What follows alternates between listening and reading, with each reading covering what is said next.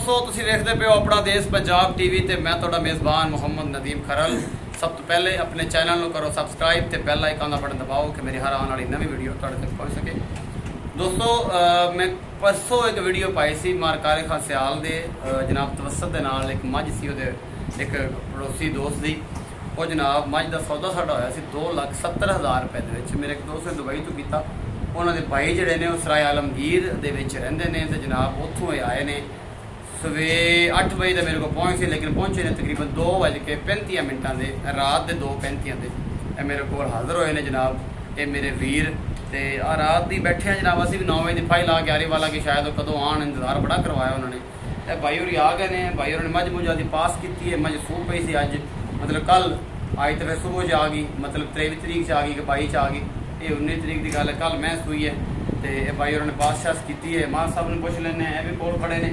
ये सारा जो लुबे लुबाब ये दसणगे जी। भजन की नाम है जी? बिलाल जफर। भाई का नाम की है थोड़े तो भाई जी?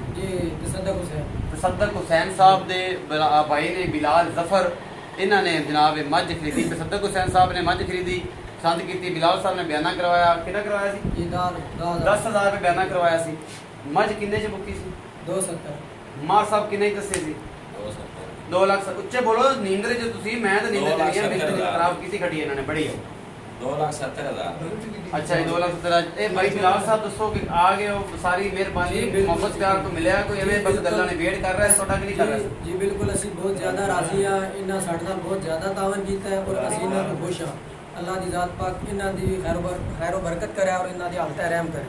आमीन। ਤੁਹਾਨੂੰ पैसे मार साहब ने क्लियर ने? हां जी क्लियर। ਤੁਸੀਂ ਇਹ ਕਲੀਅਰ ਹੋ ਗਿਆ ਸਾਰੇ? बिल्कुल जी, सारा कुछ मेहरबानी होगी जनाब। तो ये सारा कुछ ही प्यार मोहब्बत का सिलसिला है। अल्हम्दुलिल्लाह इस तरह चलता रहेगा। ढोलिया तू ना टिंगा मुँह कर, तेन भी ले आने आ बंदा नाल से उस दिन वीडियो च नहीं आता पाया सी। तो ये भी नाल ही ने जी। इंशाअल्लाह सारे मामला बेहतरीन तरीके सारा अंजाम पहला पा के इन्हों का दुध और इन्हों के नसीब अच्छे करे और बेहतरीन करे।